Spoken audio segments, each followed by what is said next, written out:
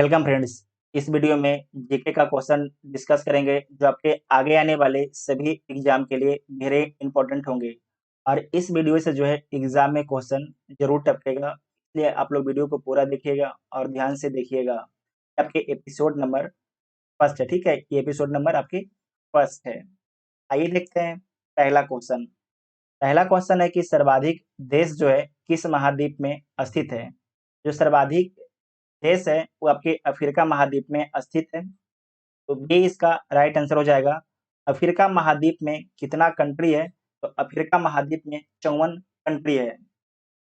पूरे जो दुनिया है वर्ल्ड में कितने महाद्वीप हैं, तो पूरे दुनिया में पूरे वर्ल्ड में 7 महाद्वीप हैं, जिसमें जो सबसे बड़ा महाद्वीप क्षेत्रफल के हिसाब से एशिया है। उसके बाद आपके क्षेत्रफल के हिसाब से अफ्रीका बड़ा है। तीसरे नंबर पर आपके नॉर्थ अमेरिका है, चौथे पर साउथ अमेरिका है और जो पाँचवा पर आपकी अंटार्कटिका है, छठा पर यूरोप है और सातवां में आपके ऑस्ट्रेलिया महाद्वीप है। यहाँ से आपसे क्वेश्चन पूछा जाएगा कि सबसे जो बड़ा महाद्वीप है उसे आपको क्रम से सजाना है, ठीक है। उसके बाद जनसंख्या के हिसाब से जो सबसे अधिक आबादी किस महाद्वीप में है, तो आपके जनसंख्या के हिसाब से जो है सबसे अधिक आबादी आपकी एशिया में है, ठीक है। उसके बाद आपकी अफ्रीका में है और देश के हिसाब से जो है सबसे अधिक देश कहाँ पर है, तो सबसे अधिक देश आपके अफ्रीका में है। कितना देश यहाँ पे स्थित है अफ्रीका महाद्वीप में? 54। जबकि एशिया में कितना है? एशिया में आपकी 48 है। और यूरोप में कितना कंट्री है? यूरोप में 44 है। जो नॉर्थ अमेरिका है यहाँ पर कितना देश है? 23 है। साउथ अमेरिका में कितना देश है? तो साउथ अमेरिका में 14 देश है। और जो ऑस्ट्रेलिया है, ऑस्ट्रेलिया में कितना देश है? तो ऑस्ट्रेलिया महाद्वीप में 14 देश है, जबकि अंटार्कटिका में एक भी देश स्थित नहीं है, ठीक है। क्योंकि अंटार्कटिका का जो है 98% हिस्सा 12 महीना बर्फ से ढका रहता है। 12 महीना जो आपके बर्फ से क्या होता है? बर्फ से ढका रहता है अंटार्कटिका का 98% हिस्सा, ठीक है। उसके बाद देखिए यहाँ पर आपके दिख रहा है ग्रीनलैंड, ये आपके है ग्रीनलैंड। जो ग्रीनलैंड है इस पर किस देश का अधिकार है? तो इस पर आपकी डेनमार्क का अधिकार है। डेनमार्क जो है किस महाद्वीप का देश है? तो डेनमार्क आपके यूरोप का देश है, जबकि जो ग्रीनलैंड है नॉर्थ अमेरिका महाद्वीप में स्थित है, ठीक है। उसके बाद यहाँ पर कनाडा और यूएसए के बीच में जो है 49 डिग्री रेखा है, इसे आपको याद रखना है। और जो यूएसए है, यूएसए की राजधानी कहाँ पर है? तो वाशिंगटन डीसी जो आपके है, वाशिंगटन डीसी यूएसए की राजधानी है। और वाशिंगटन जो डीसी है किस नदी के तट पर स्थित है? तो पोटोमैक नदी के तट पर स्थित है, ठीक है। पोटोमैक नदी के तट पर स्थित है। उसके बाद न्यूयॉर्क है, ठीक है। न्यूयॉर्क जो है ये किस नदी के तट पर स्थित है? तो न्यूयॉर्क आपका जो है हडसन नदी के तट पर स्थित है। किस नदी के तट पर? हडसन नदी के तट पर स्थित है। जो आपका डेथ वैली है, डेथ वैली कहाँ स्थित है? तो नॉर्थ अमेरिका में स्थित है। और नॉर्थ अमेरिका में कहाँ? यूएसए में स्थित है डेथ वैली, ठीक है, डेथ वैली। उसके बाद यहाँ पर नीचे में देखिए ये आपके क्यूबा है, ठीक है, एक क्यूबा है। क्यूबा है इसे चीनी का कटोरा बोला जाता है। क्यूबा को जो है चीनी का कटोरा बोला जाता है, ठीक है, चीनी का कटोरा। उसका नीचे यहाँ पर आपके जमैका है। जमैका में केला का उत्पादन अत्यधिक होता है, ठीक है, जमैका में केला का उत्पादन अत्यधिक होता है। उसके बाद आपका है ये आपके ये जो देश का नाम है आपका है मैक्सिको है, ठीक है, मैक्सिको। जो मैक्सिको के तट है वहाँ पर कहवा का उत्पादन अधिक होता है, ठीक है, कहवा का उत्पादन अधिक होता है मैक्सिको के तट पर। यहाँ पर ये देखिए आपके एक निकला हुआ प्रायद्वीप है। इस प्रायद्वीप का नाम क्या है? तो इस प्रायद्वीप का नाम आपके यूकाटन प्रायद्वीप है, ठीक है, यूकाटन प्रायद्वीप इसका नाम है। यहाँ पर आपके यूकाटन चैनल भी स्थित है। इतना आप सभी को याद रखना है। साथ में ये भी याद रखिएगा कि उत्तरी गोलार्ध में जो है सबसे छोटा महाद्वीप कौन है? तो उत्तरी गोलार्ध में जो सबसे छोटा महाद्वीप है यूरोप है, ठीक है। उसके बाद आपको ये भी याद रखना है कि जो विषुवत रेखा, कर्क रेखा और मकर रेखा। ये तीनों रेखा जो है किस महाद्वीप से होकर गुजरती है? ये तीनों रेखा जो आपके है अफ्रीका महाद्वीप से होकर गुजरती है। वेरी इंपॉर्टेंट है। तीनों रेखा जो आपके अफ्रीका महाद्वीप से होकर गुजरती है, जबकि कर्क रेखा जो है एक भारत से होकर गुजरती है। भारत के कितने राज्यों से होकर गुजरती है कर्क रेखा? कर्क रेखा भारत के 8 राज्यों से होकर गुजरती है और 8 राज्यों के नाम आप कमेंट बॉक्स में लिखेंगे, ठीक है? आइए देखते हैं नेक्स्ट क्वेश्चन। नेक्स्ट क्वेश्चन है कि विश्व का सबसे बड़ा मरुस्थल कौन-सा है? तो जो विश्व का सबसे बड़ा मरुस्थल है, वो सहारा मरुस्थल है, ठीक है? सहारा मरुस्थल है, तो ए इसका राइट आंसर हो जाएगा। और सहारा मरुस्थल कहाँ स्थित है? तो सहारा मरुस्थल अफ्रीका महाद्वीप में स्थित है। करीब 11 देशों में इसका विस्तार है, सहारा मरुस्थल का। इसके बाद जो है जितना भी दुनिया में मरुस्थल है, उन सभी के बारे में हम लोग जान लेंगे। तो सबसे पहले हम लोग समझेंगे मोज़ेब। ये मोज़ेब आपके मरुस्थल है, ये किस देश में स्थित है? तो आपके यूएसए में स्थित है मोज़ेब मरुस्थल, ठीक है? वेरी इंपॉर्टेंट है। उसके बाद यहाँ पे देखिए आप उसके बाद यहाँ पर आपका है सोनोरन। सोनोरन जो आपके मरुस्थल है, ये किस देश में स्थित है? आपको ध्यान रखना है यूएसए और मेक्सिको, ठीक है? यूएसए और मेक्सिको दोनों देशों में स्थित है सोनोरन, ठीक है? सोनोरन हिंदी में लिख देते हैं, सोनोरन, ठीक है? ये आपको याद रखना है। उसके बाद आपको याद रखना है, ये तो हो गया नॉर्थ अमेरिका। उसके बाद आपको याद रखना है साउथ अमेरिका में। साउथ अमेरिका में जो एक है सेंचुरा, ठीक है? सेचुरा मरुस्थल, ये किस देश में स्थित है? ये आपके पेरू में स्थित है। जबकि अटकामा जो मरुस्थल है, ये किस देश में स्थित है? तो आपको ध्यान रखना है पेरू प्लस चिली में स्थित है अटकामा मरुस्थल। उसके बाद नीचे आपके पैटागोनिया मरुस्थल, ये किस देश में स्थित है? तो पैटागोनिया जो मरुस्थल है अर्जेंटीना में स्थित है। कहाँ स्थित है? अर्जेंटीना में जो आपके पैटागोनिया मरुस्थल स्थित है, ठीक है? ये आपके है सहारा मरुस्थल, जिसका विस्तार आपके अफ्रीका के 11 देशों में इसका विस्तार है, ठीक है? और आपके यहाँ पर देखिए न्यूबियन डेजर्ट कहाँ पर है? अफ्रीका में स्थित है न्यूबियन डेजर्ट डेजर्ट और उसके बाद नामीबिया, इसको बोलते हैं नामीब मरुस्थल, ये नामीबिया एक देश है वहाँ पर स्थित है। उसके बाद है कालाहारी मरुस्थल, जो कालाहारी मरुस्थल है, ये किस देश में स्थित है? तो बोत्सवाना में स्थित है कालाहारी मरुस्थल, ठीक है? उसके बाद देखिए यहाँ पर अरेबियन मरुस्थल है, तो जो अरब में एक जो सऊदी अरब है वहाँ पर एक मरुस्थल इम्पोर्टेंट है, आपको याद रखना है। उसका नाम क्या है? तो रब अल खाली, ठीक है? रब अल खाली यहाँ पे लिख देते हैं हम, रब अल खाली, इस सऊदी अरब में स्थित है। और थार मरुस्थल देख रहे हैं भारत और पाकिस्तान की सीमा पर स्थित है। टकला मकान जो मरुस्थल है, ये आपके चाइना में स्थित है। गोबी जो मरुस्थल है, ये आपके चीन और मंगोलिया में स्थित है। साथ में ये आपको याद रखना है जो यूरोप है, यूरोप में एक भी मरुस्थल स्थित नहीं है, इसे याद रखिएगा। यूरोप में एक भी मरुस्थल स्थित नहीं है। उसके बाद है आर्कटिक डेजर्ट, आर्कटिक डेजर्ट याद रखिएगा, ठीक है? आर्कटिक डेजर्ट, ये आपके ठंडा मरुस्थल है। उसके बाद आइए ऑस्ट्रेलिया में। ऑस्ट्रेलिया में जो आपके बहुत से मरुस्थल हैं, ग्रेट सैंडी, याद रखिएगा कहाँ पर है? Great Sandy. गिब्सन मरुस्थल कहाँ पर स्थित है? आपके ऑस्ट्रेलिया में स्थित है। ग्रेट विक्टोरिया जो आपके मरुस्थल है, ये भी ऑस्ट्रेलिया में स्थित है। और तनामी मरुस्थल ऑस्ट्रेलिया में स्थित है। अ, उसके बाद आपका है सिम्पसन, सिम्पसन जो मरुस्थल है, ये भी आपके ऑस्ट्रेलिया में स्थित है। ये सारे आपको याद रखना है, आपके एग्ज़ाम के लिए वेरी इंपॉर्टेंट है। और उसके बाद है अंटार्कटिक डेज़र्ट, जहाँ पर आपको बता चुके हैं कि 98% जो हिस्सा है, वो बर्फ से ढका हुआ है। इतना आप सभी को याद रखना है, ठीक है? नेक्स्ट क्वेश्चन है कि जो पूछताछ घास का मैदान है, वो किस देश में स्थित है? वेरी इंपॉर्टेंट है। जो पूछताछ घास का मैदान है, वो किस देश में स्थित है? वो आपके हंगरी में स्थित है। कहाँ स्थित है? हंगरी में स्थित है। तो बी इसका राइट आंसर हो जाएगा। हंगरी जो आपके है, यूरोप का एक देश है, यूरोप महाद्वीप का एक देश है हंगरी, ठीक है? उसके बाद जितना भी घास है, उन सारे घास को हम इस वीडियो में देख लेते हैं। सबसे पहले जो नॉर्थ अमेरिका में कौन-सा घास है? तो नॉर्थ अमेरिका में आपकी प्रेरी घास है, प्रेरी घास का मैदान है, ठीक है? वेरी, वेरी इम्पोर्टेंट है। उसके बाद आप आइए वेनेज़ुला, यहाँ पर देखिए वेनेज़ुला एक देश है, वहाँ पर कौन-सा घास है? वहाँ पर आपकी लानोस घास है, कौन-सा देश है? लानोस घास है। जब उसके नीचे आप यहाँ पर आइएगा, यहाँ पर ब्राज़ील में कंपोस्ट घास मिलेगा। कौन घास मिलेगा? ब्राज़ील में आपके कंपोस्ट घास मिलेगा।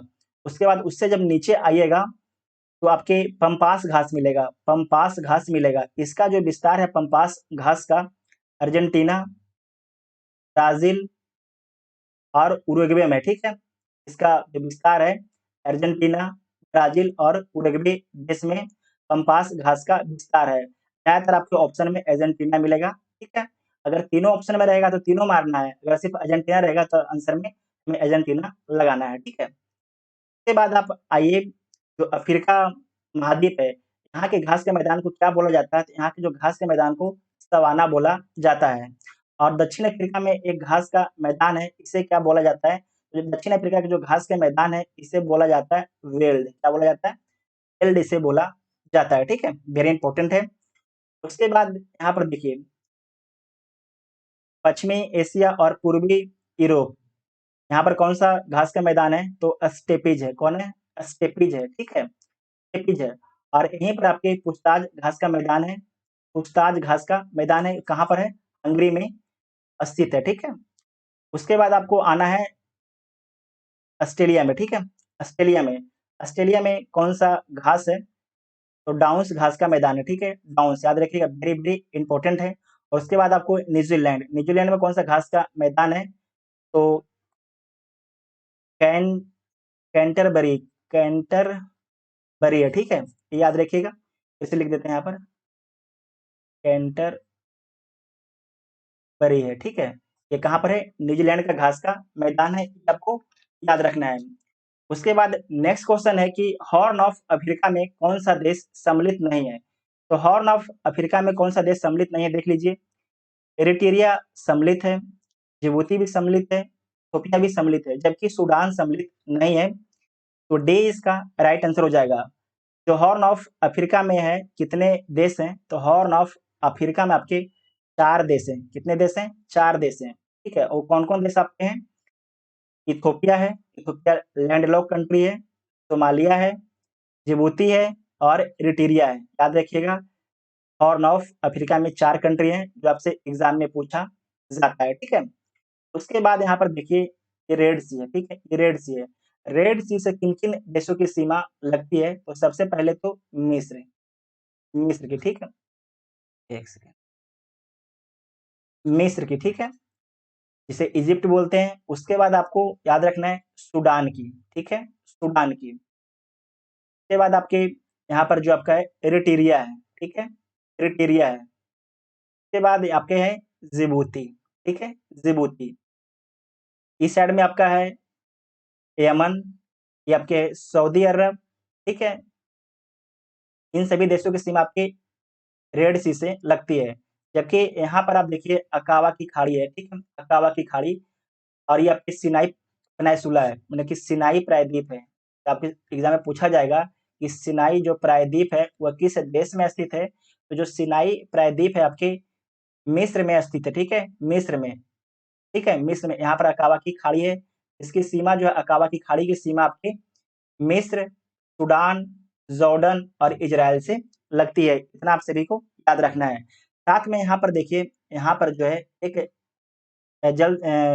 यहाँ पर एक जल संधि है, जिसका नाम यहाँ पर लिख देते हैं हम, बाब अल मंदेब, ठीक है? याद रखिएगा, बाब अल मंदेब, ठीक है? बाब अल मंदेब जल संधि, जो आपको किसको-किसको जोड़ती है? तो लाल सागर को जो है, लाल सागर को ये आपकी जोड़ती है। यहाँ पर एक, इसे नाम क्या है? लाल सागर, और हम लोग अरब सागर मान सकते हैं, लेकिन यहाँ पर एक छोटा-सा और कुछ है, इसे हमें अभी याद नहीं आ रहा है, आपको बता देंगे हम। लाल सागर और अरब सागर कौन जोड़ता है? बाबर अल मंदेब जोड़ता है, ठीक है? सोमालिया को आपको पता है कि सोमालिया के डाकू प्रसिद्ध हैं, तो सोमालिया आपको याद रखना है। उसके बाद है कि भारतीय राष्ट्रीय कांग्रेस का प्रथम अध्यक्ष कौन थे? वेरी इंपॉर्टेंट है। तो सबसे पहले जो भारतीय राष्ट्रीय कांग्रेस है, इसकी स्थापना कब की जाती है? तो भारतीय राष्ट्रीय कांग्रेस की स्थापना 1885 ईस्वी में की जाती है। जब स्थापना होता है, तो इसका नाम क्या रहता है भारतीय राष्ट्रीय कांग्रेस का? भारतीय राष्ट्रीय राष्ट्रीय संघ नाम रहता है। बाद में इसका नाम चेंज करके दादा भाई नौरोजी के कहने पर दादा भाई नौरोजी के कहने पर जो है इसका नाम चेंज करके भारतीय राष्ट्रीय संघ का भारतीय राष्ट्रीय कांग्रेस कर दिया जाता है। अब भारतीय राष्ट्रीय जो कांग्रेस है इसकी स्थापना किसके द्वारा की जाती है? तो भारतीय राष्ट्रीय कांग्रेस की स्थापना ए ओ ह्यूम के द्वारा की जाती है। ए ओ ह्यूम के द्वारा भारतीय राष्ट्रीय कांग्रेस की स्थापना की जाती है और इसकी स्थापना कहाँ पर की जाती है? तो बम्बई में की जाती है। कहाँ पर? बम्बई में की जाती है। और इसके प्रथम अध्यक्ष कौन होते हैं? तो बिमेश चंद्र बनर्जी जो है इसके प्रथम अध्यक्ष होते हैं। ठीक है, बिमेश चंद्र बनर्जी। तो क्वेश्चन क्या पूछा जा रहा है आपसे कि भारतीय राष्ट्रीय कांग्रेस का प्रथम अध्यक्ष कौन थे? तो बिमेश चंद्र बनर्जी। और जब भारतीय राष्ट्रीय कांग्रेस की स्थापना हुई थी तो कितने मेंबर शामिल हुए थे? तो 72 मेंबर आपके शामिल हुए थे। ठीक है, उसके बाद आपको याद रखना है बदरुद्दीन तैयब जी, ये प्रथम मुस्लिम कांग्रेस के अध्यक्ष हैं। ये जो आपके हैं बदरुद्दीन तैयब जी प्रथम कांग्रेस का प्रथम मुस्लिम कांग्रेस का अध्यक्ष कौन है? तो आपके बदरुद्दीन तैयब जी हैं। ये आपके एग्जाम में बहुत बार पूछा जाता है, इसे आपको याद रखना है। उसके बाद है सरोजिनी नायडू। सरोजिनी नायडू जो प्रथम भारतीय महिला जो है कांग्रेस की अध्यक्ष बनी थी। प्रथम जो है ये भारतीय महिला जो कांग्रेस से क्या बनी? तो कांग्रेस की अध्यक्ष बनी। ये अध्यक्ष कब बनती हैं? आपको ध्यान रखना है 1925 ईस्वी में। ठीक है, 1925 ईस्वी में कानपुर अधिवेशन में। ठीक है, कानपुर अधिवेशन में अध्यक्ष बनती है, इतना आपको याद रखना है। उसके बाद आपको याद रखना है एनी बेसेंट के बारे में। एक सेकेंड, एनी बेसेंट के बारे में आपको याद रखना है। हर बार गलती एनी बेसेंट के बारे में आपको याद रखना है। जो कांग्रेस की प्रथम महिला अध्यक्ष है, जो कांग्रेस की प्रथम महिला अध्यक्ष है। और ये कांग्रेस की प्रथम महिला अध्यक्ष कब बनती है? 1917 ईस्वी में। और कहाँ पर बनती हैं? तो कोलकाता में बनते हैं, याद रखिएगा। ठीक है, कांग्रेस की प्रथम महिला अध्यक्ष एनी बेसेंट है। एनी बेसेंट, ठीक है, एनी बेसेंट। और अब पूछा जाएगा कि प्रथम भारतीय महिला कांग्रेस के अध्यक्ष कौन है? तो सरोजिनी नायडू 1925 के कानपुर अधिवेशन में बनती हैं। उसके बाद है कि बंगाल का विभाजन किस वायसराय के कार्यकाल में हुआ था? वेरी इंपॉर्टेंट है। तो जो बंगाल का विभाजन कब होता है? तो बंगाल का विभाजन 1905 ईस्वी में होता है। कब होता है? 1905 ईस्वी में होता है। और जो बंगाल का विभाजन किस लिए किया जाता है? तो बंगाल का विभाजन करने का मेन मकसद था बंगाली राष्ट्रवाद को कमजोर करना। ठीक है, बंगाली बंगाली राष्ट्रवाद को कमजोर करना इसका उद्देश्य था। जब बंगाल का विभाजन हुआ था तो उस समय वायसराय कौन थे? तो करजन साहब उस समय वायसराय थे। ठीक है, करजन साहब। तो इसका राइट आंसर क्या हो जाएगा? बी इसका राइट आंसर हो जाएगा। जो लॉर्ड डफरिन है, तो कांग्रेस की स्थापना 1885 ईस्वी में होता है, तो उस समय आपके ये वायसराय रहते हैं। उसके बाद है लॉर्ड कर्नवालिस। जो लॉर्ड कर्नवालिस हैं, इन्हें लोक सेवा, ठीक है, पुलिस सेवा पुलिस सेवा का जनक माना जाता है। ठीक है, लोक सेवा पुलिस सेवा का जनक माना जाता है। और लॉर्ड कर्नवालिस के द्वारा ही अस्थाई बंदोबस्त लाया गया था। ठीक है, अस्थाई बंदोबस्त किसके द्वारा लाया गया था? लॉर्ड कर्नवालिस के द्वारा। और कब लाया गया था? तो 1793 ईस्वी में। याद रखिएगा, 1793 ईस्वी में। साथ में आपको याद रखना है जो वेलेज़ली साहब हैं, ये सहायक संधि के कारण प्रसिद्ध हैं। सहायक संधि के कारण प्रसिद्ध है, इतना आप सभी को याद रखना है। उसके बाद है कि भारत का प्रथम वायसराय कौन बने? वेरी इंपॉर्टेंट है। भारत का प्रथम वायसराय कौन बने थे? तो भारत का जो प्रथम वायसराय बने थे लॉर्ड कैनिंग। ठीक है, लॉर्ड कैनिंग। जबकि जो लॉर्ड क्लाइव हैं, जो लॉर्ड क्लाइव जिसे बोलते हैं रॉबर्ट क्लाइव, ये आपके हैं बंगाल के प्रथम गवर्नर। बंगाल के पूछा जाएगा कि बंगाल के प्रथम गवर्नर कौन है? लॉर्ड क्लाइव हैं। उसके बाद है कि बंगाल के प्रथम गवर्नर जनरल कौन है? तो वारेन हेस्टिंग है, ठीक है, वारेन हेस्टिंग है, वारेन हेस्टिंग है। उसके बाद है भारत भारत के गवर्नर जनरल कौन है? भारत के प्रथम गवर्नर जनरल कौन बने हैं? तो Lord William Bentinck, Lord William Bentinck बने हैं। और कब बने हैं? 1833 में। और वारेन हेस्टिंग कब बने थे? 1774 में। लॉर्ड क्लाइव कब बने थे? 1756 में, ठीक है, 1757 में, ठीक है, 1757 में। उसके बाद जो लॉर्ड कैनिंग है वो आपके भारत के प्रथम वायसराय हैं, भारत के प्रथम वायसराय हैं। ये वायसराय कब बने थे? 1858 ईस्वी में। अगर पूछा जाएगा कि भारत के अंतिम गवर्नर जनरल कौन थे? तो भारत के अंतिम गवर्नर जनरल लॉर्ड कैनिंग थे। और भारत का प्रथम वायसराय कौन थे? Lord Canning. ये दोनों चीज आपको याद रखना है, आपके एग्जाम के लिए वेरी इंपॉर्टेंट है। उसके बाद है मुस्लिम लीग की स्थापना किस वर्ष हुई थी? जो मुस्लिम लीग है उसकी स्थापना 1906 ईस्वी में हुई थी। और कहाँ पर हुई थी? तो ढाका में हुई थी। कहाँ पर? ढाका। ढाका आज बांग्लादेश की राजधानी है। और इसके प्रथम अध्यक्ष कौन थे? ये जो प्रथम अध्यक्ष थे आगा खां थे। कौन थे? आगा खां इसके प्रथम अध्यक्ष थे, ठीक है। उसके बाद आपको याद रखना है 1907 ईस्वी। 1907 ईस्वी में जो है कांग्रेस का विभाजन होता है। कांग्रेस का जो है प्रथम विभाजन कब होता है? 1907 ईस्वी में। और कहाँ पर होता है? सूरत में होता है।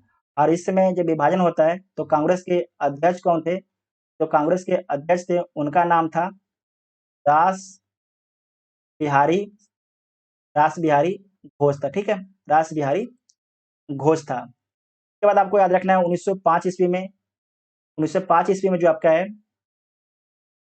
बंगाल का विभाजन होता है, ठीक है। बंगाल का विभाजन कब होता है? 1905 ईस्वी में जो है बंगाल का विभाजन होता है। और 1905 ईस्वी में ही स्वदेशी आंदोलन की शुरुआत की जाती है। 1905 ईस्वी में भी स्वदेशी आंदोलन की शुरुआत की जाती है। जो 1908 ईस्वी है, तो 8 ईस्वी में कौन सी घटना घटती है? तो बाल गंगाधर तिलक को जो है 6 वर्ष की कारावास की सजा होती है, बाल गंगाधर तिलक को, ठीक है। उसके बाद नेक्स्ट क्वेश्चन है कि लोकसभा का सदस्य बनने के लिए न्यूनतम आयु सीमा कितना है? तो लोकसभा के सदस्य बनने के लिए जो न्यूनतम आयु सीमा है आपके 25 वर्ष है, ठीक है। लोकसभा, विधानसभा, के बाद पीएम और सीएम बनने के लिए आयु सीमा कितना है? तो 25 वर्ष है, ठीक है। उसके बाद है कि राज्यसभा, राज्यसभा और विधान परिषद, अगर विधान परिषद का मेंबर कोई बनना चाहता है तो उसकी आयु होना चाहिए 30 वर्ष। लोकसभा, अ, विधान परिषद का, लोकसभा, विधानसभा, प्रधानमंत्री और सीएम अगर कोई व्यक्ति बनना चाहता है तो उसकी न्यूनतम आयु सीमा 25 वर्ष होना चाहिए। और राज्यसभा और विधान परिषद का अगर कोई सदस्य बनना चाहता है तो इसकी आयु जो है 30 वर्ष होना चाहिए। राष्ट्रपति राष्ट्रपति और उपराष्ट्रपति इसकी न्यूनतम आयु कितनी होती है? 35 वर्ष, ठीक है, 35 वर्ष। अगर पूछा जा रहा है कि लोकसभा के सदस्य बनने के लिए न्यूनतम आयु सीमा, तो 25 वर्ष यहाँ पर हो चुका है। अगर कोई मुखिया का चुनाव लड़ना चाहता है तो उसकी न्यूनतम आयु कितनी होनी चाहिए? कि जो न्यूनतम आयु है करीब आपकी 21 वर्ष होना चाहिए। कितने होना चाहिए? 21 वर्ष। और जो हाई कोर्ट के जज हैं कितने वर्ष में रिटायर होते हैं? तो 62 वर्ष की उम्र में रिटायर हो जाते हैं। और सुप्रीम कोर्ट के जो जज हैं कितने वर्ष के, जो सुप्रीम कोर्ट के जो मुख्य न्यायाधीश होते हैं कितने वर्ष में रिटायर होते हैं? तो 65 वर्ष की उम्र में। ये आपके बीपीएससी का पूछा हुआ सवाल है, ठीक है। लास्ट क्वेश्चन है कि दल बदल कानून किस अनुसूची में है? तो जो दल बदल कानून है आपकी ये 10वीं अनुसूची में, ठीक है, 10वीं अनुसूची में है। तो बी इसका राइट आंसर हो जाएगा। हम लोग जितने भी अनुसूचियां हैं उन सभी के बारे में देख लेते हैं। पहला अनुसूची में क्या लिखा गया है? राज्य और संघ के नाम, ठीक है। पहला अनुसूची में राज्य और संघ का नाम लिखा गया, ठीक है, संघ का नाम लिखा गया है। दूसरा में क्या है? दूसरा में आपकी वेतन, भत्ता और पेंशन के बारे में बताया गया है। तीसरा में क्या है? तीसरा में आपकी शपथ है। और चौथा में क्या है? चौथा में आपकी राज्यसभा का सीट, ठीक है। और पांचवा में आपकी क्या है? पांचवा में एससी एसटी क्षेत्रों का प्रशासन, ठीक है, एससी एसटी क्षेत्रों का प्रशासन, ठीक है। और छठा में क्या है, छठा में आपके है, याद रखिएगा वेरी इंपॉर्टेंट है, असम, मेघालय, त्रिपुरा, मिज़ोरम, ये 4 याद रखिएगा वेरी इंपॉर्टेंट है, का प्रशासन, ठीक है? का प्रशासन आपको याद रखना है। 7 में आपका है राज्य सूची, राज्य सूची, समवर्ती सूची और संघ सूची, ठीक है? संघ सूची से लिख लीजिएगा। और जो आपके 8वाँ है, 8 में आपकी भाषाएँ संबंधित है, 22 भाषाओं से संबंधित है। 9 में क्या है, तो भूमि सुधार